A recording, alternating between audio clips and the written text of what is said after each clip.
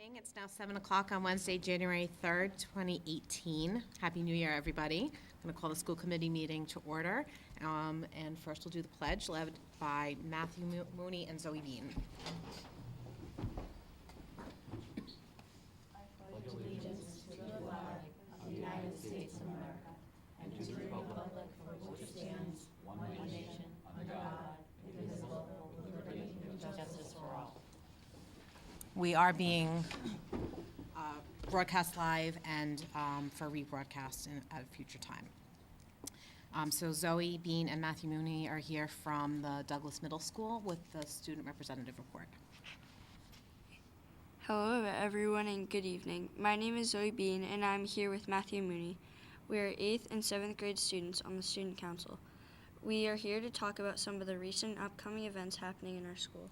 To start, 6th grade students have recently participated in various activities such as a Tiger Bucks auction, a GOB competition as well.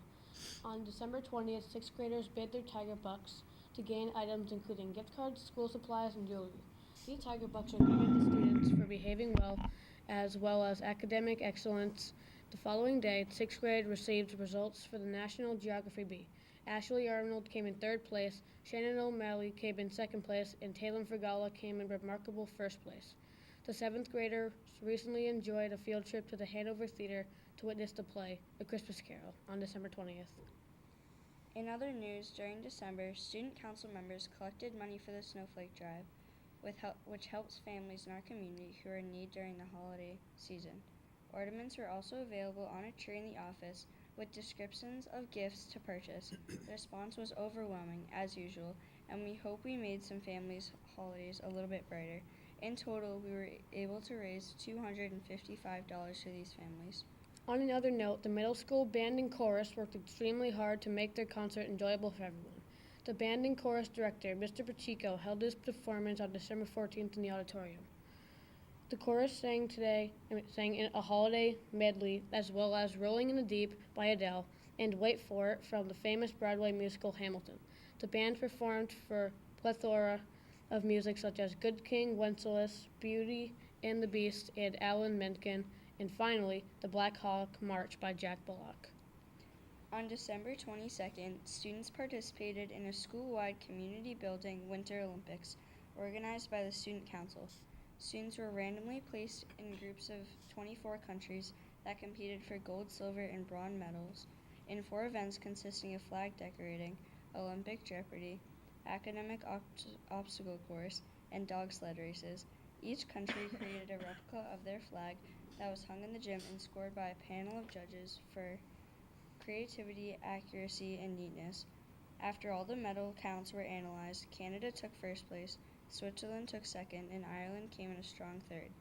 Students enjoyed the day, as it was the perfect way to get to know different students and have friendly competition to end the year. Lastly, winter sports such as basketball, cheerleading, and indoor track have begun. The middle school girls basketball team started off not knowing anything about basketball.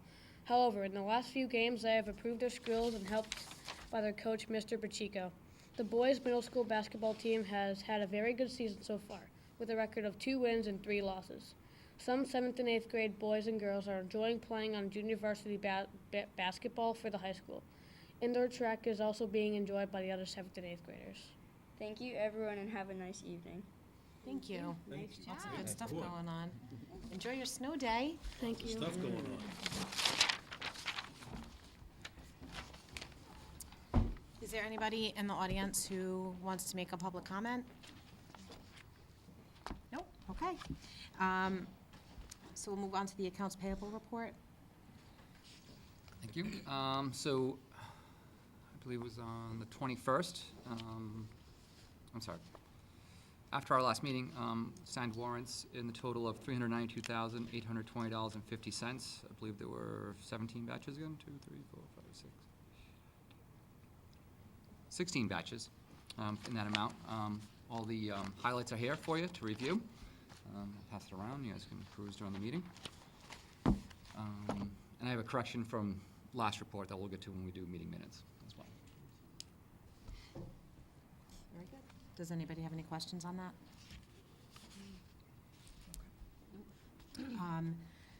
I had as a placeholder superintendent discussion, but there's no need to have that discussion this evening.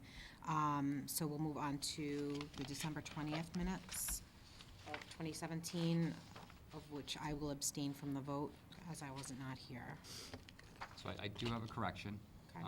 Actually, part of it's, I misspoke at the meeting, and part of it is, she misrecorded what I misspoke during the meeting. So, so in the accounts payable report, I noted there were 17 batches. At the time, I think I said approximately 260,000, which she recorded as 26,000 here.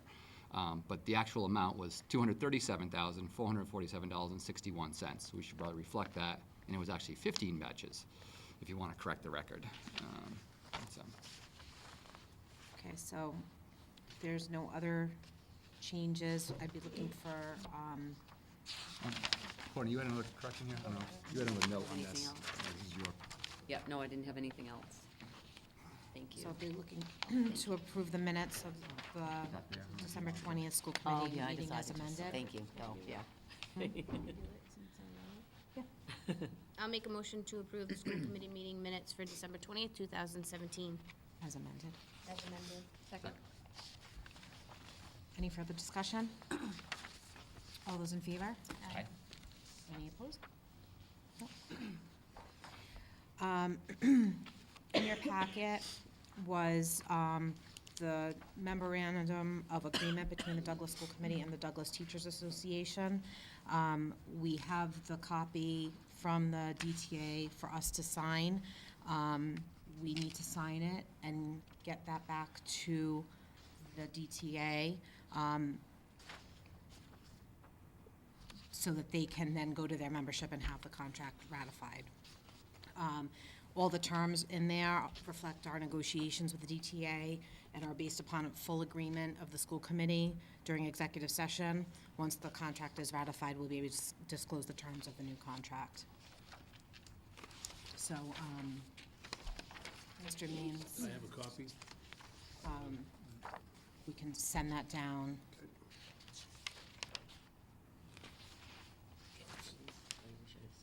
Trying to see if I can find which one is the original. I think this is the original. Yeah, there's three of them. Did they sign? Yeah, There's three of them total. okay. Yeah. Mhm. So sign 3 times, 3 different copies, please.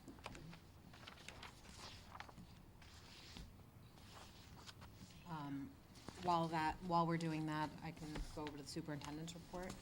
Okay, very good. So, first of all, I wanted to extend a Happy New Year as well. I was not here at the last meeting to wish happy holidays, so I hope everybody had a great holiday. The only thing that was on the agenda for the superintendent's report is the 2017 Coordinated Program Review Final Report. Unfortunately, Mrs. Urquhart is unable to attend, and Mrs. Nasuti are unable to attend tonight, so we are going to have to move that to the 17th, I believe it is, for the formal presentation. I will say this, that it is a very strong report, very favorable report, reflects very well upon the services in special education within all of our schools. But I would let Mrs. Urquhart and Mrs. Nasuti present it. They do deserve a lot of the credit, and we'll have to just shift that back to 2 weeks from now and ask them to come in and present it on the 17th. And that was all that was on the superintendent's report for today. Very good, thank you. So Mrs. Keegan, we'll move to your report, please. Okay, thank you. I do not have any FY 2018 transfers or reclasses this evening. Figured I'd give us all a break. Okay. So the next on my agenda is I did send to you, and it probably looks like all Greek, but basically the DESE created a chart of accounts. That's for our for the school reporting and for the end of the year report. I think it was in the late 1980s, and there's been very, very little change since then. So they are making quite a few changes. This is just the first round of them. So it's just going to give you an idea. So you will see these changes, and I've already incorporated these changes for the FY19 budget. When they came out, it was too late for the FY18 budget. They actually took place in FY18, but my FY18 end of the year report will reflect as they're supposed to be, where they're supposed to be, as far as putting the expenditures in these new accounts. So basically, long-term subs They want separated into a different function code. Department chair stipends, they're just moving it to a different function code, just the number itself only. Co-curricular stipends, they want the ones which I can't believe they didn't do all along.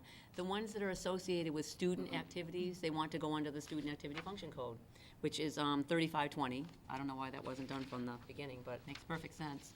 And then they've made a number of changes with regard to professional development. So as you can see, they've broken out the professional development, which was prior, was only under the function code 2357. Now they want to further delineate, and I've actually written this out here in my notes here to show you precisely what they want. So they've created, instead of just the 2357, we now have 2352 for function code. That's for instructional coaches to teachers. For some example would be reading coaches and math coaches. They created a new function code 2354, which would be stipends for teachers providing instructional coaching in addition to their primary instruction. For an example of that would be teacher mentors. They have a new code, 2356, and that's for any instructional staff, which would be not just teachers, but teachers, paras, ABAs, any instructional staff at all, to attend professional development, both inside and outside the district. So that's why, in addition to that function code 2356, we had to create several object codes, because sometimes when they get training, it's conference registration, there could be travel, meals, hotel occasionally, and course reimbursement. Those would all be under different object codes. And 2358 is a new function code for outside professional development providers for instructional staff. So that only requires one object code. That would be for contractual services. One example would be when we had the Nancy Clemens come in. Thinking. Yeah, because that comes up quite a bit for the social thinking. That's an outside provider. So I just wanted to let you know, because these are some pretty substantial changes. And also, they have sent out a draft of some proposed changes. Technology is another area that's changed dramatically since the 1980s. So they're completely revamping that, too. And when they sent that to me, to all the business managers for review, certainly I sent it to Donna Souza, the IT director, see what her thoughts were, and they really appreciated it. She had a lot of good feedback that I sent back to DESE with regard to that. What else was I going to say about that? Darn, went right out of my head. Why do the codes matter to us anyway? What are we going to do with them? What does the public need to know that for? Just out of curiosity. Well, the codes are how we delineate all of our expenditures into function. That's why they call them function codes, functional categories. And you just reminded me of what my point There was. you go. So, but it's required by law. We're required by law, all of us, school committee, the towns, all of us are required by law to enter every single penny we spend into what the DESE requires for function codes. And then you have, and this is all general ledger, but kind of basic accounting, but also you have object codes that you have to delineate too. So you have a function code, which is a program area, say professional development. Within professional development, your object codes would be, say, contractual services, maybe salaries, maybe stipends, materials and supplies. It's just required. Like with any business, any municipality, any school district, we're all required to. I get it. I'm just wondering Yeah. why, people Okay. even care. It's something that we have to have. Okay, well, that's Doesn't the need other to be point, public business, that's I the guess, other is- point, Yeah. that's the other point that went out of my head, but Yeah. it actually came right back into my head. That happens lately. I'm gonna blame, because I haven't been feeling well. I don't wanna blame the age thing. But anyway, DESE has created some brand-new reporting, and I actually did present this at a school committee meeting a few months back. It's called Radar Reporting. And they're actually going to be pushing that out, not just on their website, but actually kind of marketing it out to the public. So you could have parents looking at it, staff looking at it, and parents and staff, or anybody may be asking administration, they may be asking school committee some questions regarding things. Basically, they're going to be putting out reports on just about absolutely everything. Not that they didn't have a lot of things on their website prior, but now, and it's a double-edged sword. It's a double-edged sword, and I did say this to DESE, because unless you work in a school district, or you understand, whether it be a teacher or administration, you understand what it is you're doing, because you're doing it. But if somebody's in the public looking at it, So they kind of sent out a warning email saying, we're going to be doing this, everybody. We've created all these reports that, and basically you probably will start getting more phone calls from people because they won't, it's going to be very hard for them to understand. And the last thing we want people to do is to look at something that appears on the face to be one way, but unless you know, as Jean Lovett, the finance director, town accountant, and I say, and we've been saying it for 25 years, is there's always a story behind the numbers, and that's far more important that the numbers are at face value. And so we don't want people to be looking at things and just, you know, extrapolate without having the story behind it. So I think we've been having some conversations too about things that we have on our website, whether it be the budget or other things that, and not that we haven't been, but maybe giving, as my father always said, answering the question before it's asked, so to speak. Try to do a little bit more of that too. It is good, certainly. We all agree with full transparency and full disclosure, but the story behind the numbers is also extremely important. So it's so this is a big part of that, because the big thing with DESE is comparability between districts and looking at this data and being able to analyze it, extrapolate it, and try to see that story behind the numbers. But it isn't that easy when it's just in black and white. And that's the unfortunate, the double-edged sword part of it. So this is a big part of why they're doing these changes. The next one will be the technology.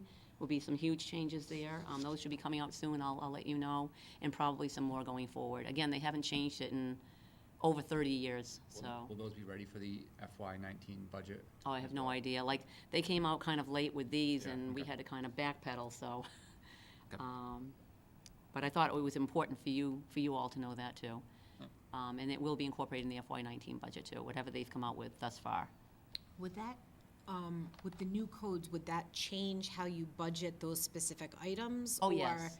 Or, I mean, obviously categorically, it Yes. changes it, but as like the umbrella, so if you looked at it as, okay, well, we always had it in this category, so for example, just as an example though, I always had $100,000 for technology, but now you're breaking it out into all the different categories that DESE wants you to have it broken out into. Is it just an exercise in? No, actually, part of the problem is back to that double-edged sword. And again, you know, like with anything, when you make improvements, you have to kind of bite the bullet and make the change. But for comparability to prior years, that's going to be a problem for us, and it will be a problem for you looking at. For instance, you know how when I prepare the budget, I give you, trying to remember if it's 1 or 2 years of actuals, then the current year budget, and then we have the proposed budget. But you won't be able to just look across that line and assume that, oh, okay, wait a minute now, why is that number so different? So I might have to explain, if I do happen to notice some of those, I might have to come right out and say, oh, don't be worried that, you know, you see $100,000 there, now you only see 25. The other, just for Yeah. simplicity, Yep. the other 75 is in 3 other lines, and here they are. We might have to do some of that too, just to have that what they call a crosswalk, Sure. basically in accounting and auditing. But no, that's a good question, and there will be some of that as well. Yeah, Thank you, so I will keep you posted. thank you. And the only other thing I have for this evening is, as I do each year, the town does send over to us the Town of Douglas annual financial statements, and this is for the fiscal year ended June 30th, 2017, prepared by Melanson and Heath. And, you know, it's very nice of the town. They do send to make sure that all of the school committee members receive that information as well. But if you have any questions, I would not be the proper person to be asking. That would be the Jean Lovett, the finance director, town accountant. I'm sure she'd be happy to answer any questions that you have. Very good, thank you. Yeah, you're very welcome. And that's all I have for this evening. Okay, well, we don't need executive session this evening, so it's a short and sweet meeting. So I'd be looking for a motion to adjourn at 7:19. Second, no, sorry. Motion to adjourn at 7:19. All those in favor? Aye. Any opposed? No. I'll retroactively second that, because there actually wasn't a second.